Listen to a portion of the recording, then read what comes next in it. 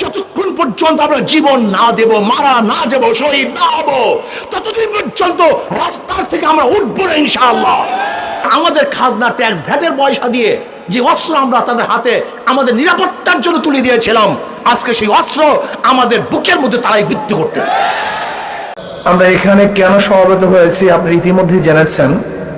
ফরিদপুরের মধুখালীতে আমার 2 শ্রমিক ভাইকে বিনা বিচারে হত্যা করা হয়েছে, নির্মমভাবে হত্যা করা হয়েছে। সারা রাত্র বেঁধে রেখে পিটিয়ে পিটিয়ে হত্যা করা হয়েছে।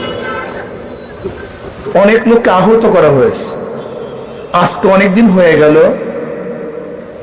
মূল হত্যাকারীদেরকে এখনো সরকার অ্যারেস্ট করতে পারে নাই, ব্যর্থ হয়েছে। এর কারণটা কোথায়? বাংলাদেশের মানুষ তো এই জুলুম, অত্যাচার, হত্যার থেকে বাঁচার জন্যই দেশকে স্বাধীন করেছিল। বাংলাদেশের মানুষ নিরাপত্তা অর্জনের জন্যই তো ব্রিটিশের বিরুদ্ধে অস্ত্র ধারণ করেছিল। আমরা কেন ব্রিটিশদের বিরুদ্ধে লড়াই করেছি কেন? কি কারণটা কি ছিল? ওরা আমাদের উপর জুলুম করে, এই জুলুম থেকে বাঁচার জন্য আমরা ওদের বিরুদ্ধে অস্ত্র ধারণ করেছিলাম। আমাদের স্বাধীনতার জন্য অস্ত্র ধারণ করেছিলাম। হাজারো লক্ষ রক্তের বিনিময়ে, জীবনের বিনিময়ে আমরা দেশকে স্বাধীন করেছিলাম। আবার পাকিস্তানিরা আমাদের অধিকার ফিরিয়ে দেয় না, জুলুম অত্যাচার করে। এর জন্য তাদের বিরুদ্ধে অস্ত্র ধারণ করে আমরা এই দেশটাকে হাজারো লক্ষ মানুষের জীবনের বিনিময়ে স্বাধীন করেছিলাম। আজকেও যদি বাংলাদেশ স্বাধীন হওয়ার পরেও আমাদের জান মালের নিরাপত্তা না থাকে, তাহলে আমরা কি পেলাম? আমরা কি অর্জন করলাম? আমরা কি দেখলাম? না, যেই কারণে আমরা ব্রিটিশ থেকে স্বাধীন হয়েছিলাম, যেই কারণে আমরা পাকিস্তান থেকে আলাদা হয়েছিলাম, সেই স্বাধীনতা আমরা এখনো ভোগ করতে পারি নাই, সে অধিকার এখনো বাস্তবায়ন হয় নাই। আমরা পাকিস্তানের বিরুদ্ধে কি বলেছিলাম? ওরা বৈষম্য করে চাকরি ওরা নেয়, আমাদেরকে চাকরি দেয় না। আমাদের চাল ওরা নিয়ে নেয়, কিন্তু ওরা কম দামে খায়, আমরা বেশি দামে খাই। আমাদের দেশের কাগজের মিল, কিন্তু এখান থেকে নিয়ে ওখানে সিল দিয়ে ওরা কম দামে কেনে আর আমাদের ছাত্রদেরকে বেশি দামে বিক্রি করে। এই সমস্ত কথা বলেই তো আমরা পাকিস্তান থেকে আলাদা হয়েছিলাম। কিন্তু এখন আমি প্রশ্ন করি, চাকরি কাদের? এদেশের জনগণের না আওয়ামী লীগের? জনগণের তো চাকরি নয়, আওয়ামী লীগের চাকরি। এদেশ পেট পুড়িয়ে কারা খায়? জনগণ খায় না আওয়ামী লীগ খায়? এদেশে খুন খারাপ করার পরেও নির্বিচারে তারা রাস্তায় ঘুরে বেড়ায়, বিচার নাই, বিচার করার সাধ্য কারণ নাই, বুক ফুলিয়ে হাঁটে। এদেশে জনগণ হাঁটে না আওয়ামী লীগ হাঁটে? এদেশ থেকে হাজার হাজার লক্ষ লক্ষ কোটি কোটি টাকা পাচার এদেশের জনগণ করে না, আওয়ামী লীগ করে। এদেশের 100 ধর্ষণ করার পরে জনগণ সেঞ্চুরি পালন করে না, বরং আওয়ামী লীগ সেঞ্চুরি পালন করে।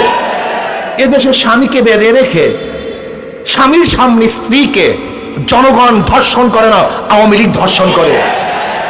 এদেশের মানুষকে বেঁধে রেখে হত্যা মানুষ করে না, আওয়ামী লীগ করে। তার মানে আমাদের স্বাধীনতা কোথায়? আপনারা জানেন এদেশ কেন স্বাধীন হয়েছিল? পাকিস্তানিরা ভোটের অধিকার দিতে পারে নাই বিধায়ী ভোটের অধিকারকে রক্ষা করার জন্য এদেশের মানুষ অস্ত্র ধারণ করেছিল, অস্ত্র নিয়ে ঝাঁপিয়ে পড়ছিল।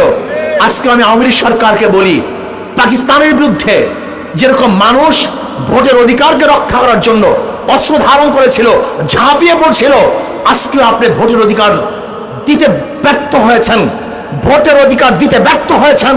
যেহেতু আপনিও ভোটের অধিকার দিতে ব্যর্থ হয়েছেন, এদেশের মানুষের যা কিছু আছে তা নিয়ে আপনার বিরুদ্ধে ঝাঁপিয়ে পড়বে, লড়াই করবে ইনশাআল্লাহ। সে সময় আসতেছে।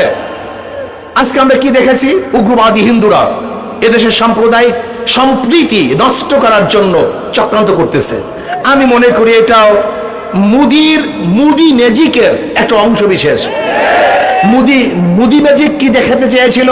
যে দেশের মুসলমানদের হত্যা করবে, মুসলমানরা তাদের বিরুদ্ধে ঝাঁপিয়ে পড়বে, ওরা নিজেরা মন্দিরের মধ্যে অগ্নিসংযোগ করবে, নাম দিবে মুসলমানদের, এখানে একটা সাম্প্রদায়িক দাঙ্গা সৃষ্টি করবে, ওরা ভোট কাটবে। কিন্তু আমরা খুব সচেতন আছি, আমরা মোদির ম্যাজিক বুঝে গিয়েছি এই হত্যাকাণ্ডের কারণটা কি। আমরা চুপচাপ ধীরস্থিরভাবে সামনে অগ্রসর হচ্ছি। আমরা বিচার চাই। যেহেতু শেখ হাসিনা তো মোদির কাছে কমিটমেন্ট করে চলে আসছে, যে আপনি থাকবেন প্রধানমন্ত্রী, আমি থাকবো মুখ্যমন্ত্রী, এই জন্য কথা বলতে পারে না। কয়েকদিন আগে আমাদের বিজিবি সদস্যকে ভারতের সীমান্তে হত্যা করা হয়েছে, মুখ খুলছে? আমাদের প্রাইম মিনিস্টার কি কথা বলছে? বলার সাধ্য তার নাই, সে তো গোলামি চুক্তি করে সেখান থেকে চলে এসেছে ক্ষমতার জন্য। কয়েকদিন আগেও আমাদের বর্ডারের মধ্যে আমাদের বাংলাদেশি মানুষকে হত্যা করা হয়েছে, বারবার হত্যা করা হয়, কিন্তু এদেশের প্রাইম মিনিস্টার, প্রশাসন তাদের বিরুদ্ধে অস্ত্র তাক করতে পারে না। কিন্তু আমাদের খাজনা, ট্যাক্স, ভ্যাটের পয়সা দিয়ে যে অস্ত্র আমরা তাদের হাতে আমাদের নিরাপত্তার জন্য তুলে দিয়েছিলাম, আজকে সেই অস্ত্র আমাদের বুকের মধ্যে তারাই বিক্রি করতেছে। আমাদের ধ্বংস করার জন্য অস্ত্র ব্যবহার করা হচ্ছে। আজকে আমাদেরকে নিরাপত্তা দেওয়ার জন্য অস্ত্র ব্যবহার করা হচ্ছে না, বরং আমাদেরকে খুন করার জন্য, জুলুম করার জন্য, অত্যাচার করার জন্য অস্ত্র ব্যবহার করা হচ্ছে। আপনারা আগেই জানেন মুসলমান ধৈর্যশীল, এরা ধৈর্যের বাণী শোনায়, এরা ধৈর্য অনুযায়ী চলে, লেকিন যদি ধৈর্যের সীমা অতিক্রম করে তা মুসলমান এত মারাত্মক হতে পারে যা চিন্তাও করতে পারবেন না। আপনারা জানেন, যদি আমরা গর্জে উঠি, আন্দোলন সংগ্রাম শুরু করি, রাস্তায় নেমে আসি, গোটা দুনিয়ার কোন পরাশক্তি এই জাতিকে রাস্তা থেকে উঠাতে পারে না। যতক্ষণ পর্যন্ত আমরা জীবন না দেব, মারা না যাব, শহীদ না হব, ততদিন পর্যন্ত রাস্তার থেকে আমরা উঠবো না ইনশাআল্লাহ। এই জাতি সেই জাতি। কাজে আসুন, মধুখালীতে যেই হত্যা হয়েছে, এই হত্যার বিচার করতেই হবে। এই হত্যার বিচারের জন্য ইনশাআল্লাহ আমরা মাঠে আসি, থাকবো, যতদিন পর্যন্ত প্রত্যেকটা অবৈধ হত্যার বিচার না হবে ততদিন পর্যন্ত আন্দোলন সংগ্রাম চলতেই থাকবে, চলবে ইনশাআল্লাহ। কাজে আসুন আমরা সম্মিলিতভাবে এই হত্যার বিচারের জন্য চেষ্টা করব। আল্লাহ আমাকে এবং আমাদের সবাইকে তৌফিক দান করেন।